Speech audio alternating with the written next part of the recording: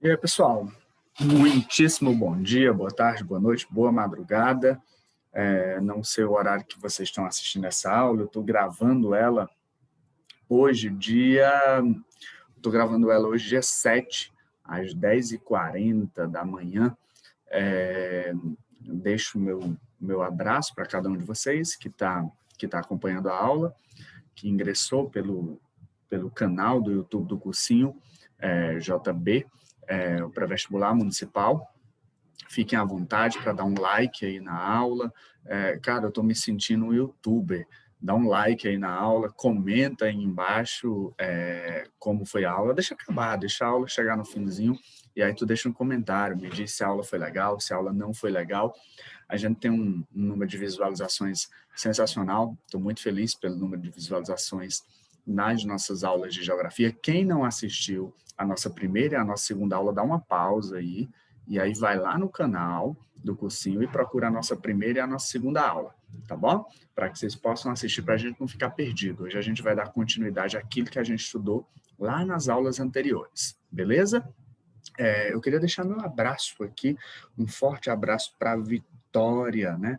A Vitória deixou um comentário lá na nossa aula passada, a Maria Lorena. Lorena, eu vou disponibilizar o material, tá bom? Prometo que essa semana eu disponibilizo. A nossa coordenadora Ananda, ela me cobra sempre material, e aí eu termino, infelizmente, pela correria, não dando tempo. E aí eu queria deixar um abraço também para a Laís, né, que comentou a nossa aula lá no canal do YouTube na aula passada. Queria deixar um abraço também para os alunos que foram lá no Instagram e me marcaram em alguma publicação, que me chamaram no direct, que comentaram sobre a aula. Cara, é importantíssimo para a gente, para nós, professores, vocês não imaginam o quanto isso é importante, esse feedback de vocês, esse retorno de vocês. Quando vocês retornam para a gente, dizem que compreenderam a aula ou que não compreenderam a aula, para que a gente possa melhorar a nossa aula, para que a gente possa, um desafio para cada um de nós professores, assim como está sendo um desafio para vocês acompanhar essas aulas pelo YouTube, mas é um desafio para a gente, para nós professores também, preparar uma aula de qualidade para vocês, também de forma gravada, tá bom? De forma remota. Mas eu estou bem preocupado, cara. Eu estou preocupado porque ninguém me procurou para tirar dúvida. Então, de duas, uma, meu velho, ou vocês estão entendendo tudo, ou vocês não estão entendendo nada, entende? Eu espero que estejam entendendo tudo, mas assim, eu estou à inteira disposição de vocês. Eu já disse para o meu amigo Matusalém que sempre que um aluno procurar por mim, pode dar meu número pessoal, o aluno pode me chamar lá no Instagram. Cara, vai ser um prazer tirar toda e qualquer dúvida de vocês, tá bom? Aluno não me incomoda. Eu sempre disse isso e espero que continue dizendo por muito tempo. Aluno nunca me incomoda. Quando o aluno está tirando uma dúvida dele, ele está me fazendo pensar, ele está me fazendo aprender muita coisa também. Beleza? Mas vamos voltar, vamos lembrar o que a gente estava falando lá na aula passada. Pessoal, na aula anterior a gente está falando a respeito de população. Demografia, eu disse para vocês que vem da palavra demo, povo, grafia, estudo, estudo do povo. A demografia é um braço da geografia, é um primo da geografia que estuda os indicadores populacionais. E aí traz para a gente da geografia esses indicadores populacionais para que a gente possa compreendê-los, tá bom? Beleza? Galera, na aula passada a gente começou a estudar sobre as teorias demográficas, e aí eu falei para vocês da primeira teoria demográfica, que a gente chamou de teoria malthusiana. Eu disse para vocês que um padre da igreja anglicana, lá no Reino Unido, um cara chamado Thomas Malthus, cara, eu tô achando que tá ficando bem pequenininho aí a minha imagem na tela, pronto, agora melhorou, agora eu acho que ficou melhor. Um padre da igreja anglicana, um cara chamado Thomas Malthus. O Thomas Malthus, ele escreveu um livro lá no século XVIII chamado Um Ensaio sobre o Princípio da População. Primeiro eu quero que vocês lembrem o que estava acontecendo no século XVIII. Século XVIII, a população estava crescendo muito rápido, ela dobrou em 10 anos.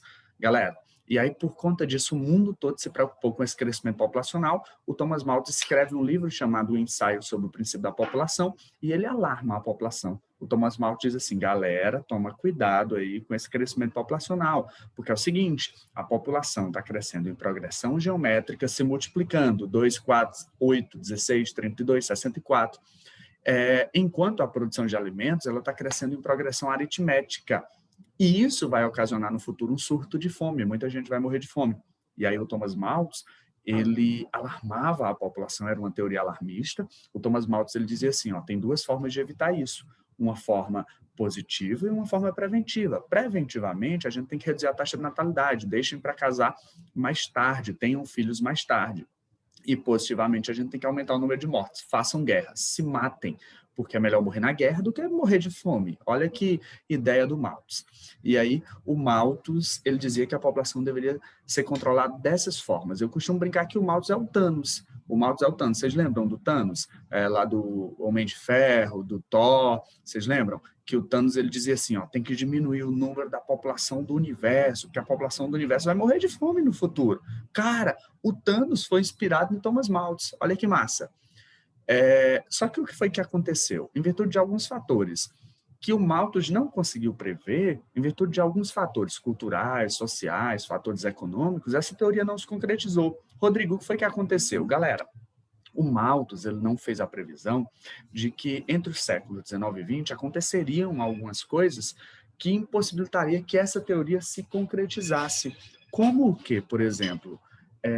Essa teoria ela não se concretizou, por exemplo, primeiro, porque a mulher foi inserida no mercado de trabalho. A mulher começou a trabalhar, até então a mulher não trabalhava, a mulher ela cuidava da casa, ela cuidava dos filhos, do marido, e aí, quando a mulher começa a trabalhar, ela começa a dar uma maior importância ao seu trabalho, reduzindo naturalmente o número de filhos. Segundo, pessoal, houve a invenção de métodos anticoncepcionais, o que fez com que as pessoas pudessem, a partir de então, controlar o número de filhos, entende? Pessoal, além de tudo isso, houve o que a gente chama de Revolução Verde. A gente produzia valor X de alimentos, a gente passou a produzir 5X, muito mais alimento. Então, assim, tudo isso o Malthus não conseguiu prever, e por conta disso, essa teoria se mostrou uma teoria errada. Galera, a população se equilibrou, a produção de alimentos aumentou. Aí a galera deixou de se preocupar com a população. Só que aí veio a Primeira Guerra Mundial, a Segunda Guerra Mundial, e existe um fenômeno que acontece sempre após guerras, que a gente chama de baby boom, a explosão de bebês. É interessante porque sempre após as guerras, é um período em que há uma alta taxa de natalidade, um alto número de crianças nascendo. Pessoal, e aí, após a Segunda Guerra Mundial, mais uma vez, houve um grande aumento populacional. E aí a população voltou a se preocupar com esse aumento populacional. Surge uma segunda teoria para tratar sobre população, chamada teoria neomalthusiana. Neo vem de novo, vem de novos. E malthusianos são seguidores de Malthus. É a galera que defendia Malthus. A galera dizia assim, opa, peraí, o Malthus não estava errado por inteiro. Ele só errou ao dizer que a população cresceria em PG e a produção de alimentos cresceria em PA. O Malthus só errou nisso. Mas assim, ó, quando o Malthus dizia que a população deveria ser controlada, ele estava certo. A gente tem que controlar a população. E aí a teoria neomalthusiana ela foi criada no pós-guerra, depois da Segunda Guerra Mundial. Ela defendia, pessoal, que o crescimento populacional era o principal responsável pela pobreza dos países. Olha que massa. Essa teoria dizia assim, ó, quanto maior a população de um país, mais pobre é um país. Quanto maior for o crescimento populacional de um país, mais pobre é um país. O crescimento populacional causa a pobreza dos países. Quanto mais filhos uma mãe tem, mais pobre vai ser aquela família. Porque, de acordo com os neomalthusianos, quanto mais filhos, quanto maior uma população, maior seriam as despesas do governo com setores não produtivos, como, por exemplo, os idosos, as crianças, esses não produzem. E aí o governo teria que gastar muito com esses setores, porque com a população grande, eu teria muitos idosos, eu teria muitas crianças, crianças e idosos não produzem nada, e aí por conta disso o país seria pobre. Então, de acordo com os neomalthusianos, eu tinha que controlar a população se eu quisesse ficar rico. De acordo com os neomalthusianos, olha que massa a teoria, o crescimento da população era o principal responsável pela pobreza dos países. E aí essa teoria ela pregava um rígido controle populacional. Essa teoria dizia assim, ó, o Estado ele tem que interferir. O Estado ele tem que dizer assim, ó, só pode ter um filho, só pode ter 2 filhos, só pode ter 3 filhos. O Estado tem que fazer o controle populacional.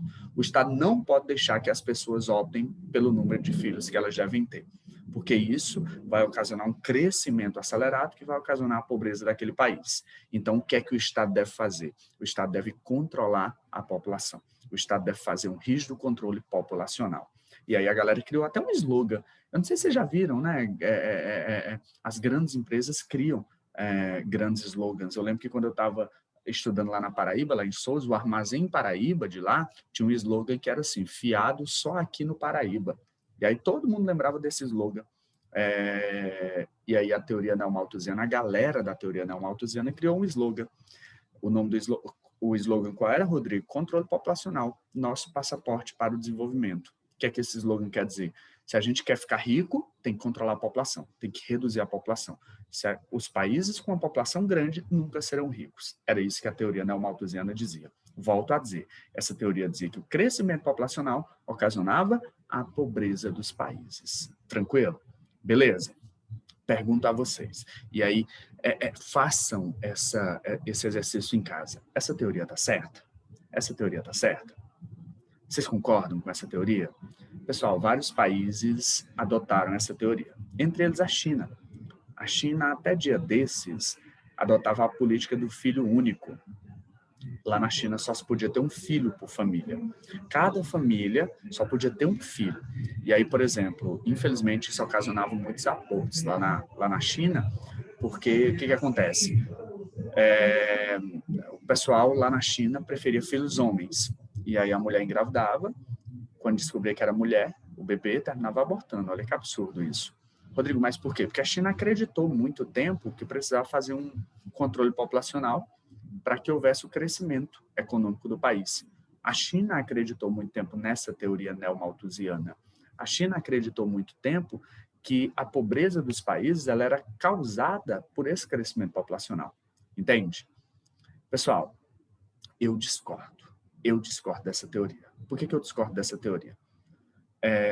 Olha para os países mais ricos do mundo. Olha para os Estados Unidos. Os Estados Unidos têm uma das maiores populações do mundo. Olha para a própria China, que tem crescido muito. Tem uma das maiores populações do mundo. Pessoal, a população, o crescimento populacional não vai causar pobreza dos países. Entende? Eu discordo dessa teoria. Rodrigo, e o Brasil adota essa teoria? O governo faz controle populacional, pessoal? Não. Um cuidado. Qual é o cuidado?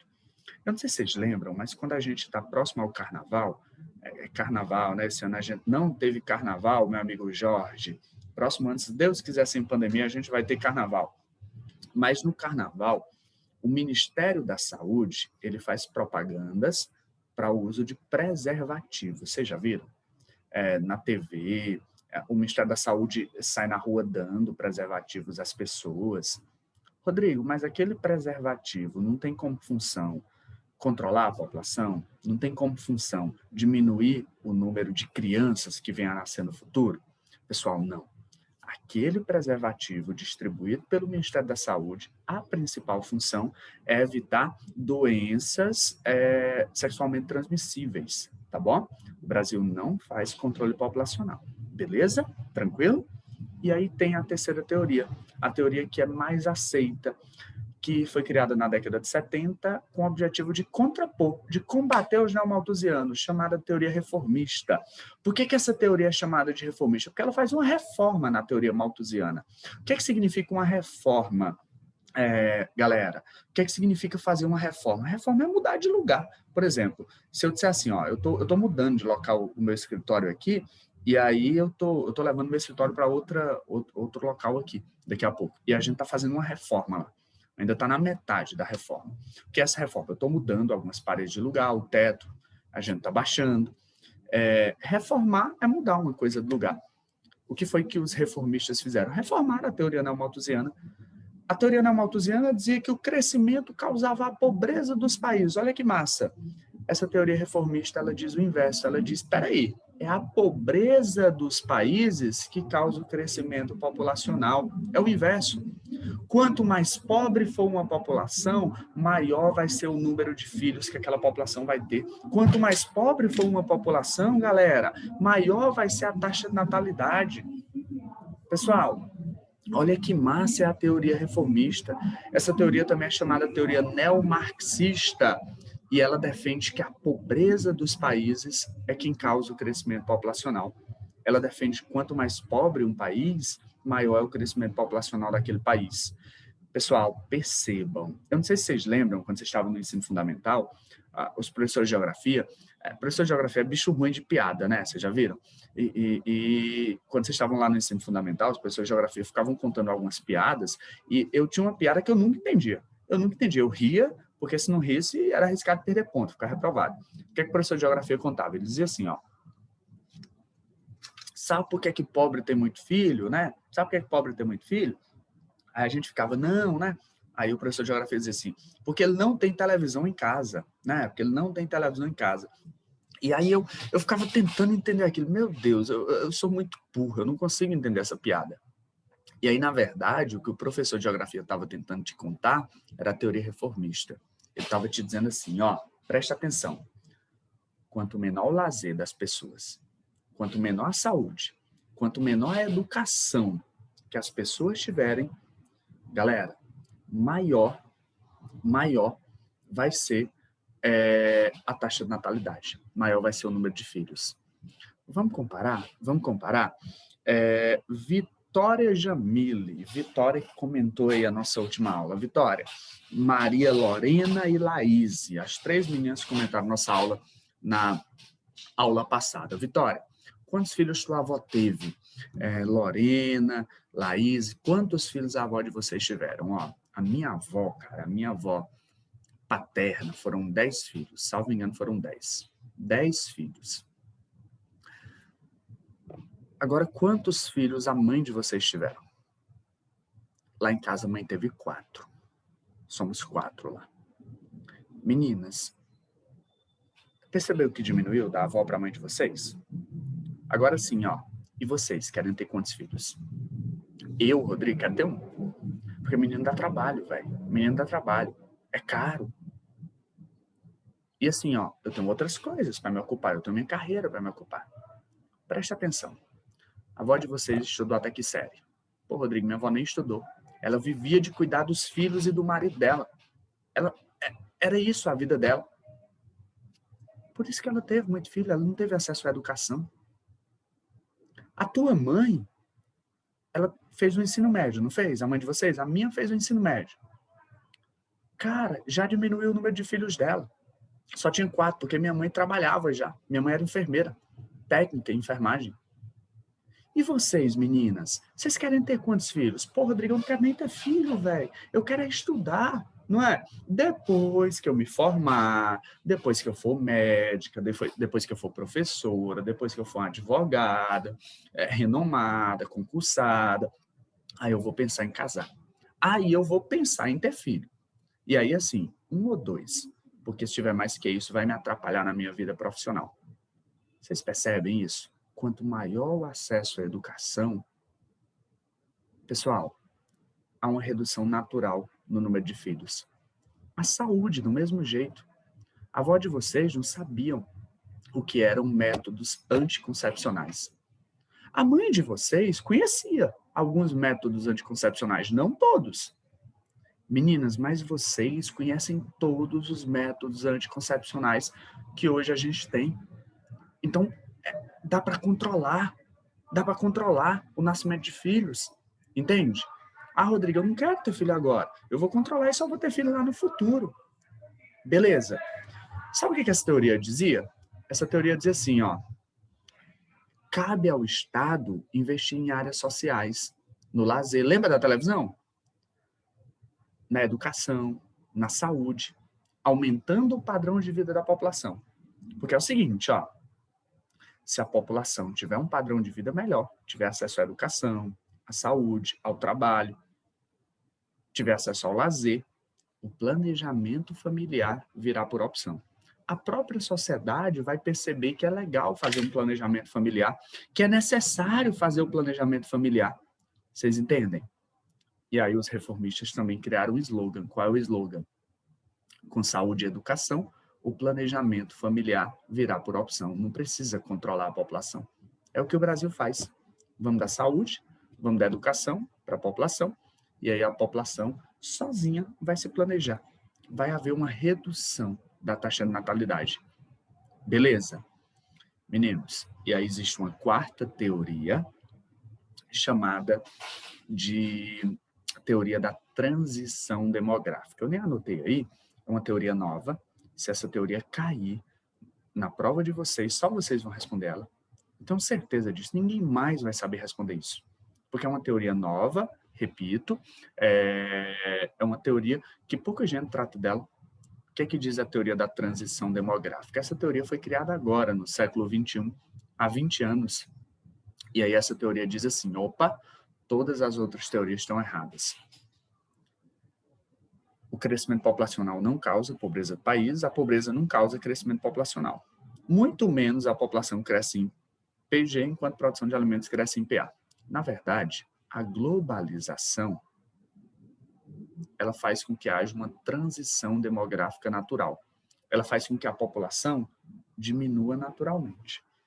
A globalização, ela faz com que os países, o desenvolvimento dos países, faz com que esses países tenham uma redução na sua taxa de natalidade. E todos os países vão passar por todas as fases do crescimento populacional, reduzindo a sua população naturalmente.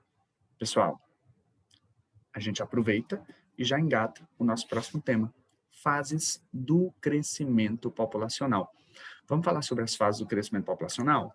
E aí eu vou levar vocês aqui para o quadro branco, para que a gente converse sobre essas fases do crescimento populacional. Beleza? Vai lá. Tradicionalmente, a gente diz que existem 3 fases do crescimento populacional. Eu gosto de dizer que tem 4, mas tradicionalmente a galera coloca 3. A gente precisa estudar as características de cada uma dessas fases, tá bom? Eu vou colocar aqui, ó, primeira fase, segunda fase e terceira fase. Foram 3. A primeira fase, prestem atenção, ela... Deixa eu reduzir aqui o tamanho da minha. Pronto. A primeira fase, ela foi caracterizada por uma alta taxa de natalidade.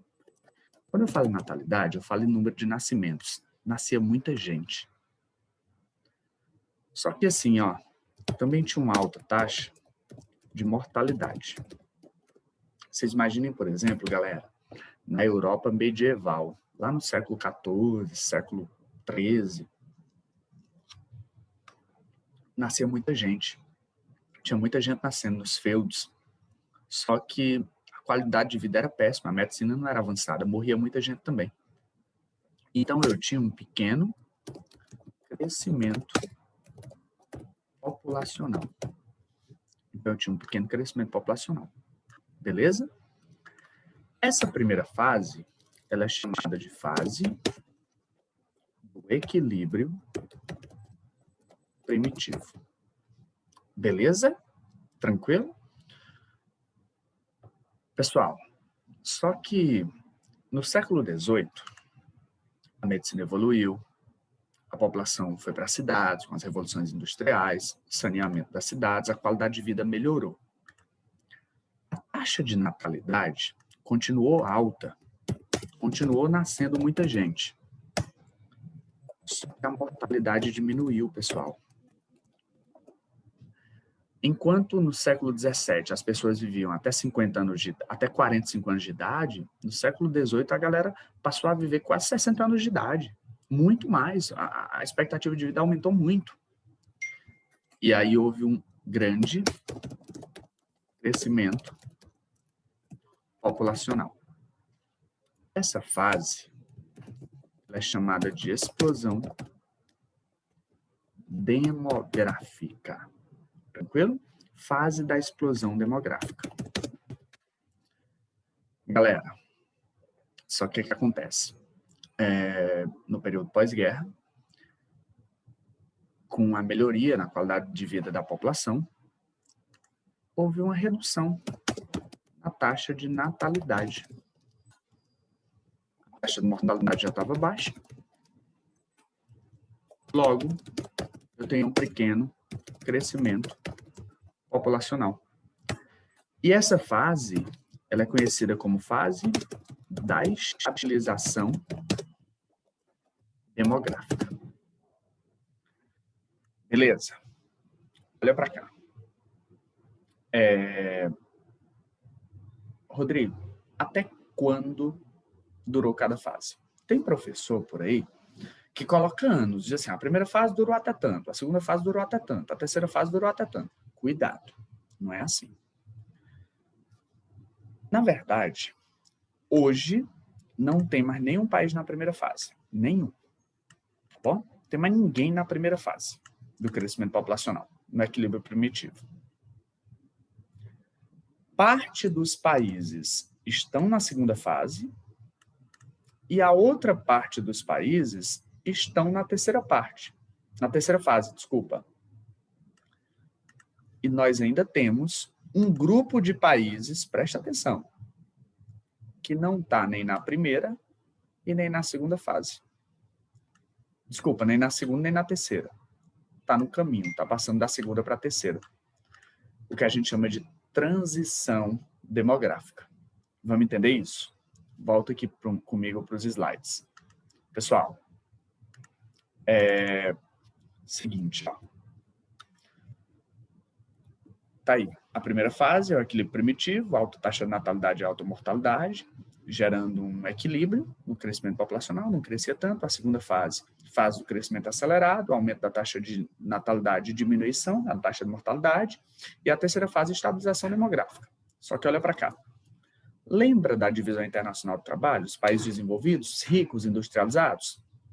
Eles estão na terceira fase do crescimento populacional. Alemanha, França, Itália, Reino Unido. Essa galera está na terceira fase. Beleza? Lembra dos países subdesenvolvidos, os pobres? Eles estão na segunda fase. Beleza? E lembra dos países emergentes? O Brasil está em transição. Está da segunda para a terceira. Então, olha para cá. A gente consegue resolver um monte de questão com isso.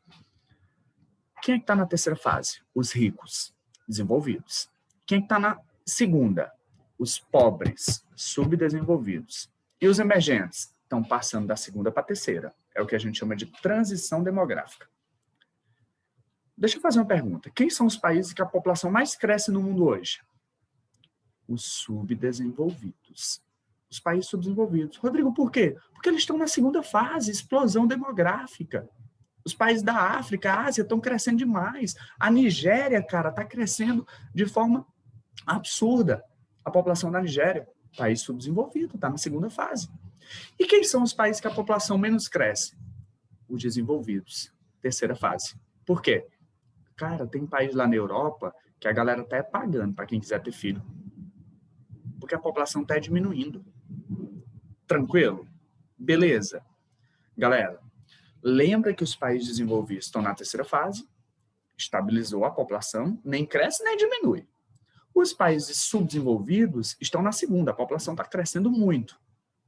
E os países emergentes, a população ainda está crescendo um pouquinho, está entre a segunda e a terceira fase do crescimento populacional. Beleza? Meninos, e aí antes da gente fechar a aula de hoje, eu queria tratar com vocês a respeito de alguns conceitos básicos demográficos.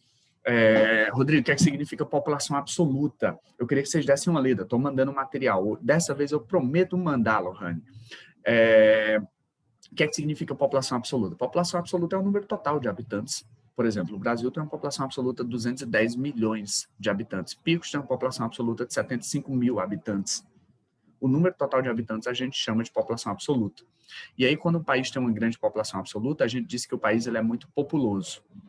O que é que significa população relativa? A população relativa é a média de habitantes por quilômetro quadrado de um determinado país, de um determinado lugar, de um determinado território.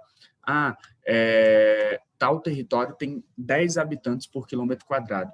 A gente diz que quando tem muito habitante por quilômetro quadrado, aquele território é muito povoado.